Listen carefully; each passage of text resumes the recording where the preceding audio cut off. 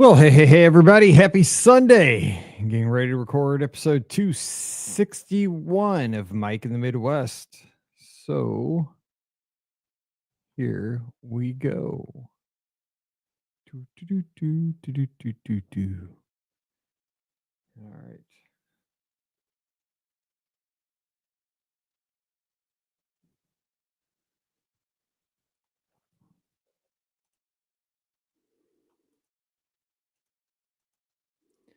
Well, hey, everybody. Welcome to episode number 261 of Mike in the Midwest, our mini podcast for the amazing patrons just like you of the Be Our Guest podcast. Of course, my name is Mike Rallman, host of the Be Our Guest podcast, which you can find at beourguestpodcast.com or any of the places you can download find podcasts.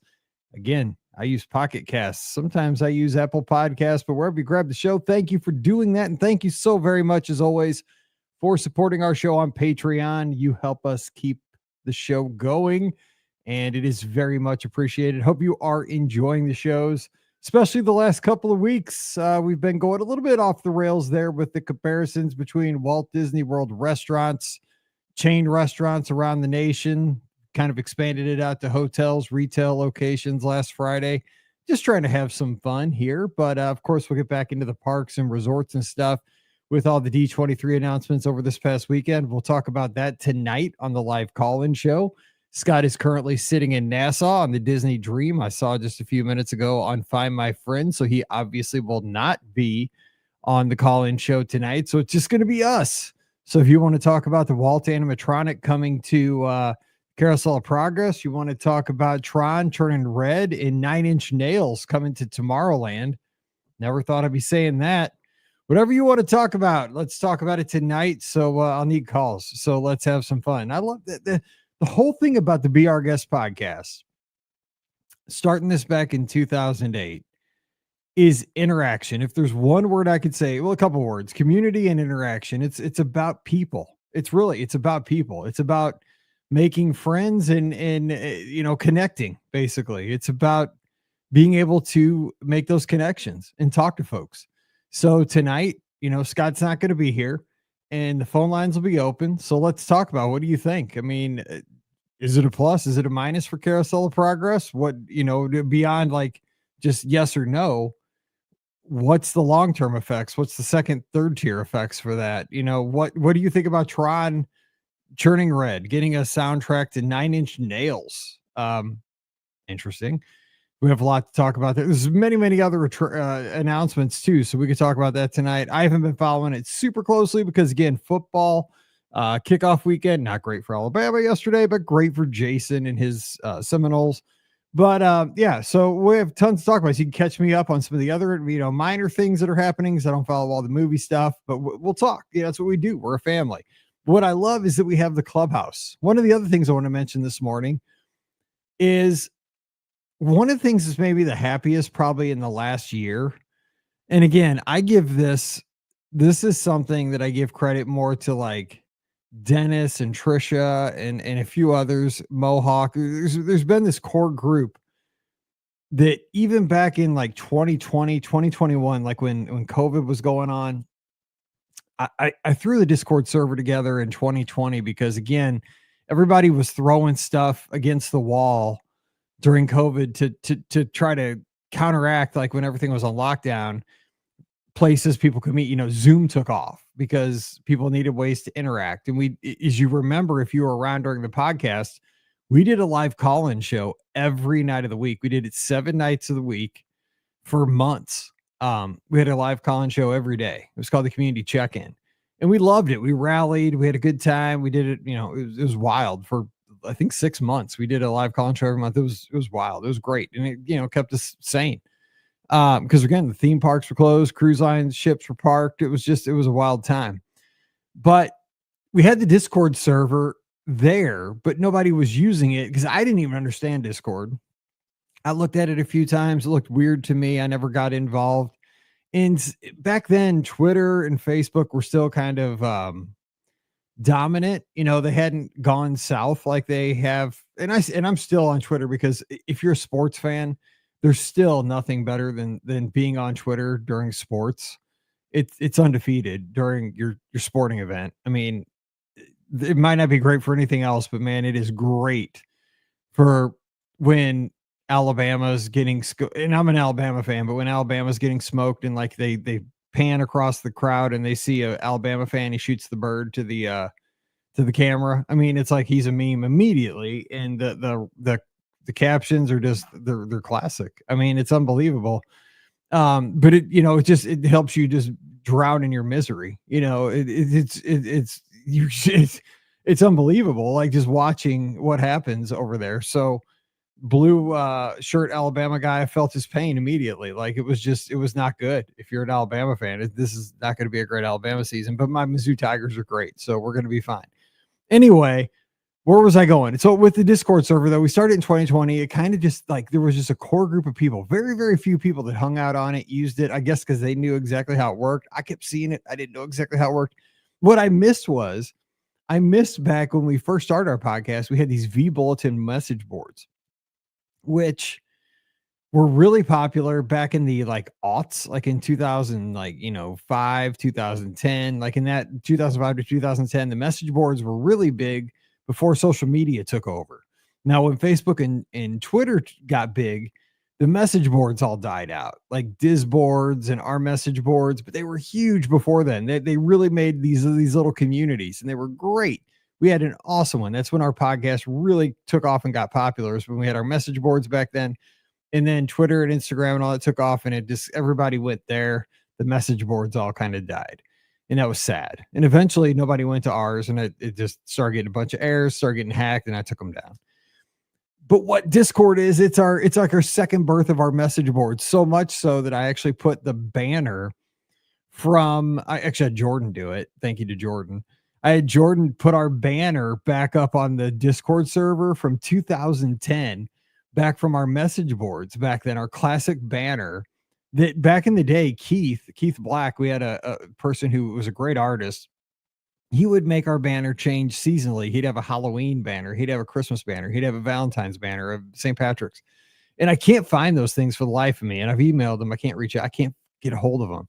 But I wish I could find them, because it was like it made our little message boards like so sweet, because it was like Walt Disney World, right? It had little overlays. It was like Main Street, had like pumpkins at Halloween. It would have, the wreaths at Christmas and snow, and it was great. But what I love about our Discord server, long story long, like I happen to do every Sunday here, is that I see, we just had a woman join us from Scotland yesterday, a new member to the clubhouse. And, all of a sudden Julie's like, "Oh yeah, I'm from Scotland too." And then I see Paul, who's from New Jersey, talking to her about this soda they've been talking about here the last few weeks. I can't remember what it's called. And it's happening on a Sunday morning. People are interacting, and friendships are being formed, again, virtually, in the clubhouse, in this channel called The Living Room, which is exactly what I made that channel for. The Living Room is where people can just hang out and talk about anything. It's just a living room, and I try to like visualize these, is what would a living room be? Well, it'd be a place people hang out and just talk and sit around and talk about anything.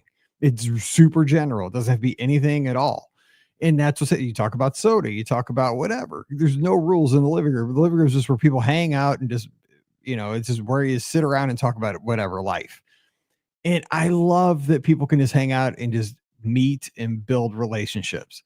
And then you have all the, channels to plan things, Walt Disney World parks, Disneyland, dining. So you can talk about, all the food stuff. You got photography and all that stuff, memory lane for past trips and all this stuff. I remember that, I love that. But what I like in general about the Discord server is that it is such a friendly place with the best people. I haven't got to get on there the last few days, and I've missed it so much. And I'll tell you why I haven't been on there. It's because this cruise release is killing me. Since Tuesday, when those cruises came out for late 26 and early 27, I have been swamped, and that's a good thing. But I mean, I was barely able to go to Mallory's football game on Thursday night. I mean, I had to work like until the last second. I had to take my computer to Chick-fil-A, because we picked up Chick-fil-A on the way to the football game. We stopped in at a Chick-fil-A, ate a sandwich. I took my laptop and worked while I ate my sandwich, put it away, went to the football game, watched football game, came home, got home at 10:30 at night, boom, took the laptop out and worked again until I went to bed at midnight. It has been crazy this week, and we'll be working again as soon as I finish this. But it's a blessing, but it has been intense.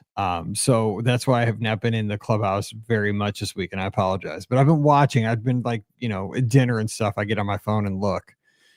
But I just love that everybody's having such a good time in the clubhouse, and the community is what this show's about. I love putting out the podcast to hopefully inform some and engage, but also so we can have something to talk about in the clubhouse, so we can stimulate conversations and have something to talk about in our little clubhouse, in our little cheers. And I appreciate you guys carrying on the conversation. It makes me super happy. So that's what's happening around here. Um, that was kind of what was on my mind. And that's going to be kind of what we talk about a little bit in the main topic here, because we're going to talk about Mike's Favorite Things channel a little bit. But I wanted to kind of follow up on last week's show. Last week I talked about Coach Corso, and he's yesterday, Saturday, was his final show of College Game Day. 90-year-old former coach of Florida State. He's worked at ESPN for like the last 28 years or so as one of the College Game Day hosts, and he did his last game yesterday and made his last headgear pick. He's the gentleman who puts on the big mascot head at the very end of the show, makes his pick. Everybody goes wild. They either go wild because they're mad, or they go wild because they're happy because he puts on, their team's head. And he did that for the final time yesterday, had his full on tux. Everybody had their tributes to him. And I'll tell you what, the ESPN did a great job of honoring this gentleman, because again, I think the world of Coach Corso. Because I just think he's been a great ambassador for the game. He never, there's never any bad words about him. He always just he looked like he was always having fun, and he always wanted to do it right. And I think I mentioned this last week. I'm getting so old, I can't remember like what I said and what I didn't. But they did there's a special on ESPN Plus. If you have Disney Plus or ESPN Plus, it's called Not So Fast, My Friend. So you can look at it on there. It's like 50 minutes long. It's not very long. It's well done, showing his career. And the one quote that he left me with is that I just hope that in the end, because, he's 90 years old and he's had this long career of coaching. He said two things. He's had this long career of coaching and, this broadcasting career of the last 30 years in the second, third part of his life, in the, later stages of his life.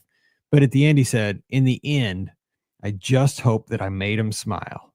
And that just hit me in the heart, because like when I finish this podcast, I hope that is exactly how, somebody remembers me too, right? I hope that in the end of all this, that I hope that I made somebody smile, that I hope that I made somebody happier with this show some way, because that was the ultimate goal out of, however many shows we do, 3,000, 2,000, whatever it ends up being.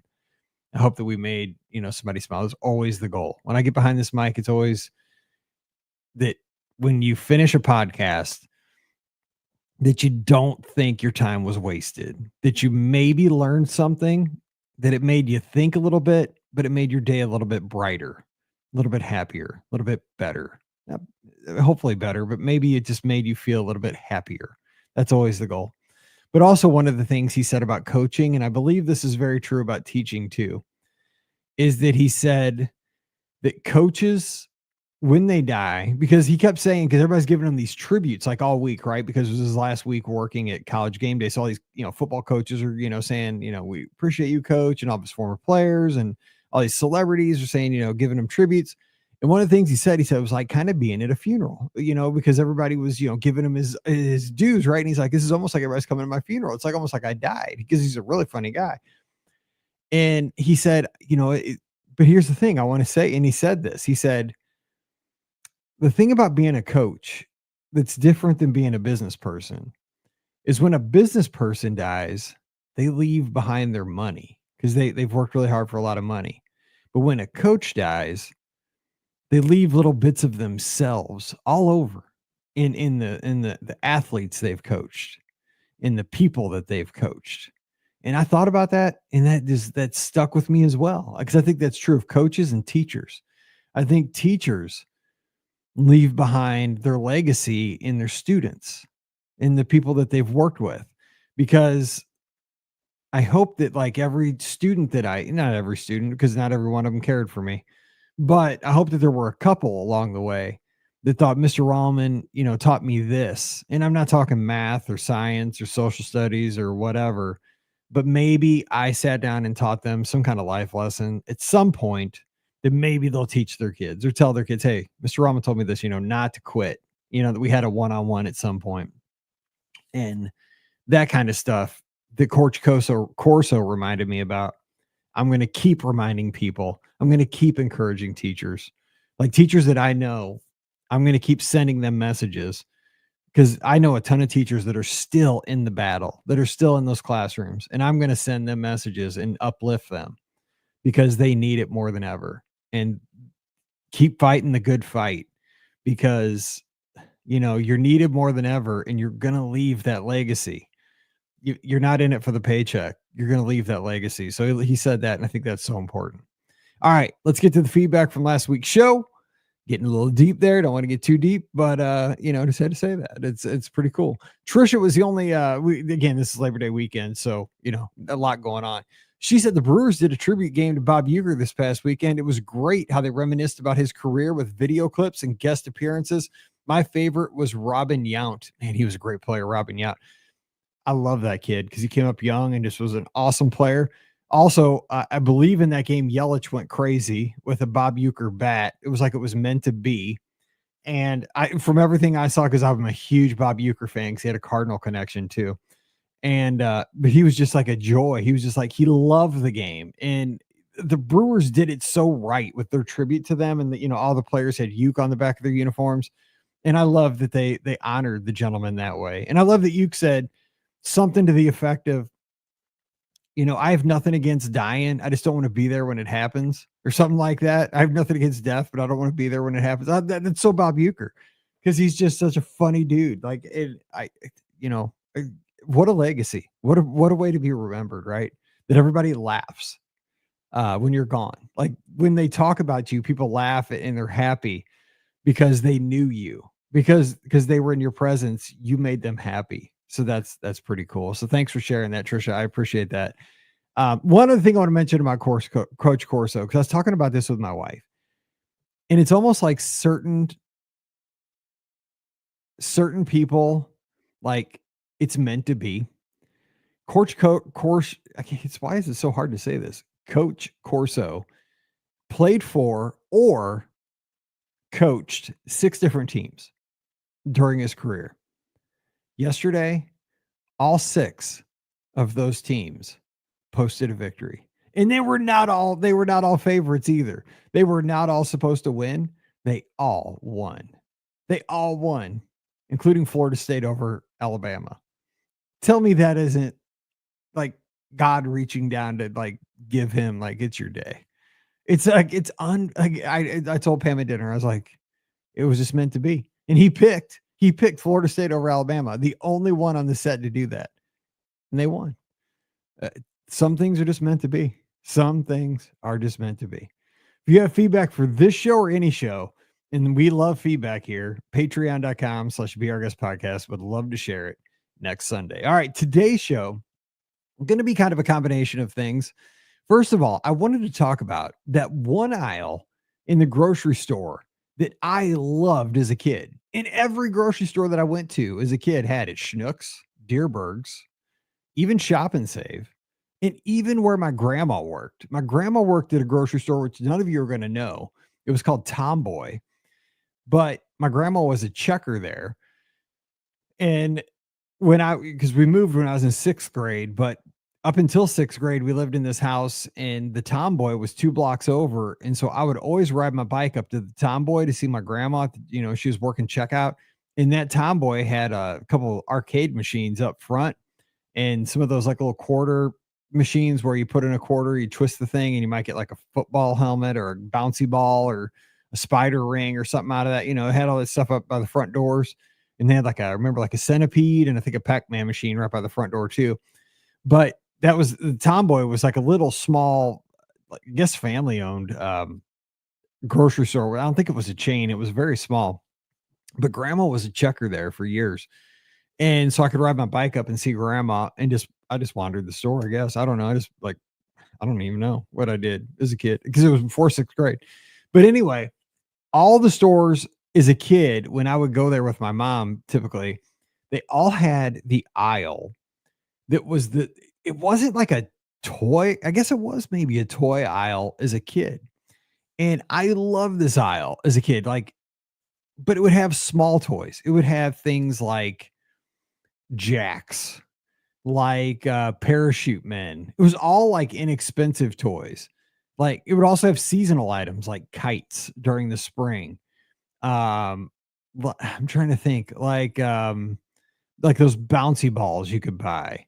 Like around Easter, those like paddle games you could play outside with the sticky Velcro balls.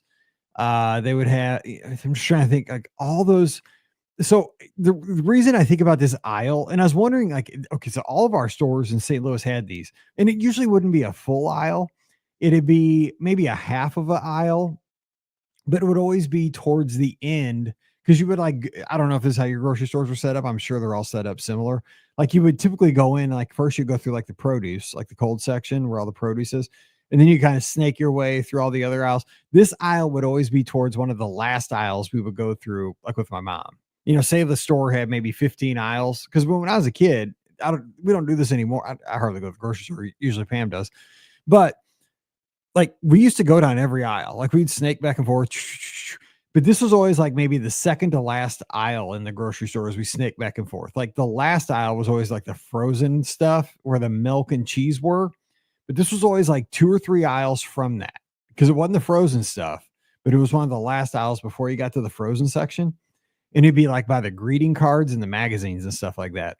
But man, I loved when we got to that aisle because it was like toys, you know, and sometimes because it was like Hot Wheels, um, maybe like cheap action figures. They weren't usually like the real action figures, but they were like fake action figures, like like army men, bucket of monkeys. It was all the stuff that, you know, I guess what it could have been, now that I look back on it, toys that moms and dads could bribe their kids with, or maybe $2 or $3 and not expensive, but the kids got a kick out of because I always love getting a toy. And so, but it was always hard to decide like what you wanted to get that time. And so I love that aisle because I would go over there and like just try to find something fun. But the reason I bring this up is so if you don't know, in the clubhouse, there's a thread that I have called Mike's Favorite Things towards the bottom. And I just post random things that like when I see their ads on Twitter, I post them. And some of these things are some of those things like a Nerf football commercial that I saw yesterday. And that's one of those things that might have been there in the spring or the fall. Like I went through so many Nerf footballs because like a dog would chew on it or kids would chew on it and we just tear it up in the neighborhood. But man, we played so much Nerf football. It was like, and those things weren't expensive back in the day, but man, it was gold. When you had a Nerf football, oh my gosh, we played so much Nerf football in my backyard. You know, we'd put a 50-yard line with like a spray can and we put, you know, an end zone and, you know, that was it. And we, oh man, we had so much fun. Like that was the best $3 you could spend was a Nerf football. Let's try to see some of these other things that I put in here that we had, that were probably found in that aisle. Cause I just, when I see stuff like this, cause there's like, you know, it's usually this cheap stuff that were in there and you would like your parents, I'm sure would buy that for you. Like a wiffle ball. That's another example. Like a lot of times in the springtime, like right at baseball season, there'd be the wiffle ball set, right? It'd be the yellow bat with the ball on top. And you could buy that for like $3. I mean, we would play wiffle ball all summer and the bat would last forever. Now we'd tear up the ball because we'd hit it so much. So you could buy like a new wiffle ball for 99 cents, but like wiffle balls, you could buy, you know, man, that would just get you. That was like the best thing. And so, you know, I just loved it. Like that aisle was the best. also a lot of times in that aisle, they would have kind of artsy stuff, like maybe the box of 64 crayons, markers, colored pencils. I wasn't an artsy kid. Sometimes in the wintertime, I might get something like that to do, inside, but I was more of like I wanted to do like kites and, you know, sporting stuff, the Nerf football, stuff like that. Trying to see, I've posted some other stuff here. I'm trying to catch up on some of these other things, but oh man, I love that aisle because that aisle had so many things that like you would just go through there. And a lot of times you would stumble upon things that you just wouldn't expect. I'm trying to see if there's anything else in this thread that I posted lately that maybe will pop. I don't see anything else. So I don't know if you had that aisle, but if you did, let me know and tell me if you got any of those toys because I'm curious about that. If you got anything like that. Now, another thing I wanted to talk about was on here. We mentioned in the clubhouse, we started talking about some of these things that we had as kids, and I had. Now, Dennis said his grandparents had, and nobody else mentioned this. When I was a kid, because I'm just gonna go through some of these Mike's favorite things that I posted.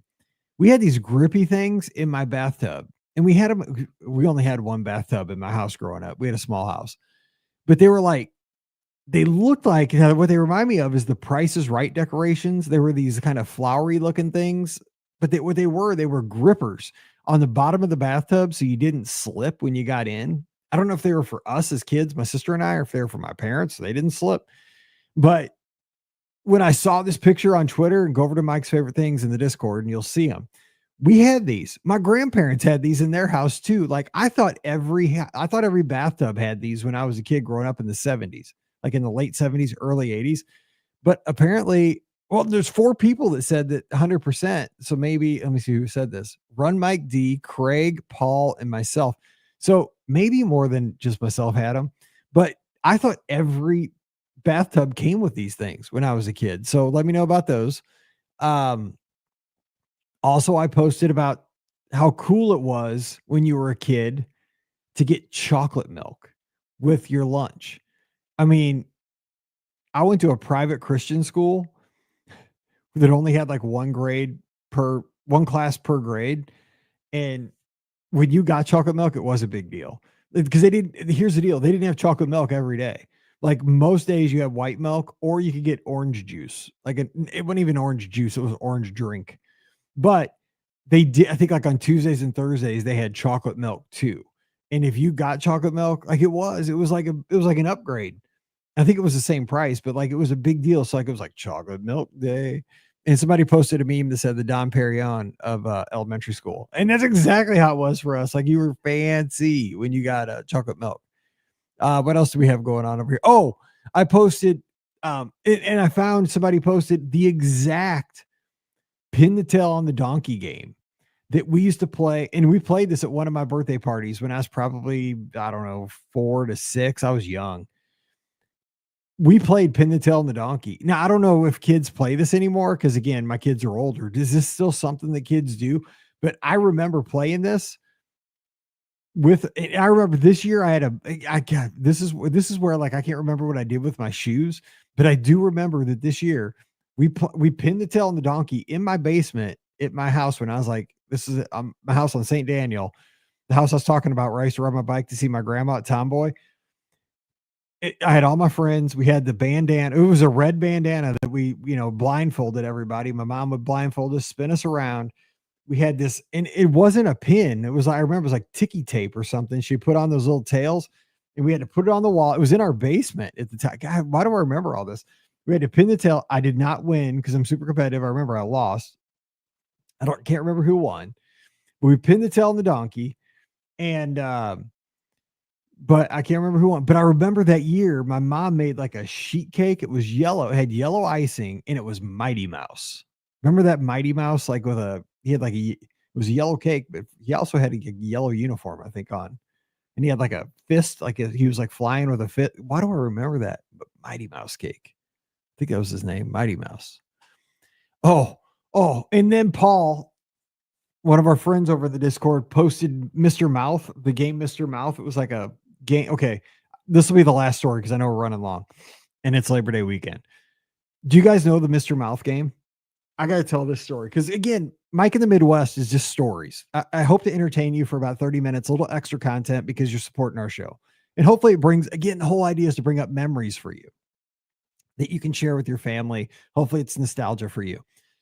Mr. Mouth was a favorite game of my family. So if you don't know, it's this game you got to go over the Discord to see the picture. First of all, it's this, like, he kind of looks like Pac-Man. It's this yellow thing in the middle. He kind of looks like Pac-Man, but his eyes are all droopy. He looks super droopy sad. And when you flip him on, his mouth kind of opens and closes. Okay, boop, boop. And the point is, so the game has these 4 arms that extend, in the 4 cardinal directions. And at the end of each arm, there's a hand. And the hand is spring loaded. So you flip these checker, like little checkers, these little chips. And when he opens so he spins.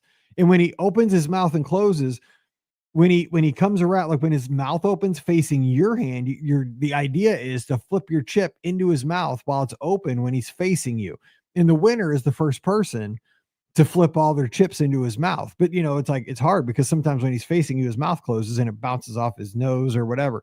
So it's a great game. God, Mr. Mouth was a fun game. We played this thing all the time. Google it if you've never seen it. Anyway, here's the funny story about Mr. Mouth. We used to play it all the time. Here's the funniest story. And I think maybe I've told this on here. I don't know. When we were a kid, one time, I think my sister and I were sharing a room at the time. I can't remember. But in the middle of the night, we got freaked out. My sister and I, or maybe it was just me, because in the closet, we just kept hearing.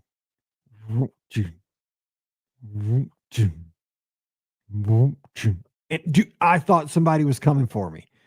Okay. Or coming for us.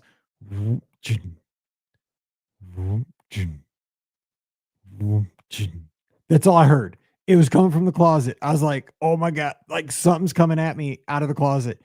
And so I ran to my parents' room, right? I'm like, something's coming out of the closet, like Bigfoot or something. So I'm freaked out. So my dad hears it. I'm telling my dad, I'm like, dude, something's in the closet. And he's like, yeah, whatever. So he comes in my room and he hears it. What it was in the end, this is a great story. The Mr. Mouth game, for some reason, I don't know how either it got left turned on or it was turned on. The head was popping up and lifting the box. So the box lid was going, and it sounded freaky once it got super quiet in my room. And I thought for sure someone was going to jump out of my closet and scared us to death. So I'm still kind of scared of Mr. Mouth, even to this day. Anyway, we're going to leave it at that. So hopefully we entertained you a little, maybe brought up a little nostalgia for you, a little pin the tail on the donkey, Mr. Mouth, maybe some coaching, teaching stories, and just, hopefully just gave you something to think about here on Labor Day weekend. Oh, one other thing I want to say, shout out to all the workers who are out there working all the time. It's Labor Day weekend. Hope you get some time off. I don't, I'm working, but hey, it's good to have a job. And I want to say one thing. I got some new glasses this week, and I have to say, thank you to all the people who work in eye care, because when you get an upgrade on your glasses and you can see things so much more clearly, I know Dr. Kai does this for a living, and I appreciate him and all of his colleagues, because being able to see things clearly is such a blessing. Like, I used to wear contacts, and contacts did me fine for a long, long time, but I switched to glasses a few years ago. And it's such a blessing because I have progressive glasses and I can read when I need to, and I can see distance when I need to. And I used to kind of be a little vain and not want to wear glasses, but it's an upgrade in the quality of life. And I think it's so cool when people do that kind of a job, to where every day, like, I'm so thankful that people do that job because of my eye doctor taking the time to help me get the right prescription, so that every single thing I do in my life, whether it's doing my podcast, working with my guests at the Magic for Less, whether it's driving, watching a football game, watching Mallory cheer, whatever it is, every single thing I do is improved because of my glasses. I'm at the age where my glasses are a huge deal in my life. And I just want to thank those people who get out there and do that kind of job, because I know they're not appreciated. People go to the eye doctor, people go to all these doctors, and they're probably not appreciated. But if we didn't have them, our life wouldn't be as great. So shout out to Dr. Kai and all his colleagues. Appreciate them, because I'm sure thinking about them this week, these glasses are helping me a lot. All right, going to jump out of here and wish you guys a great Labor Day weekend, and hope you're having a great one. So until we get back together again, hope you'll join me tonight for the live call-in show. I'll sure need your calls, but have a good one. Stay safe, stay healthy, and we'll see you real soon.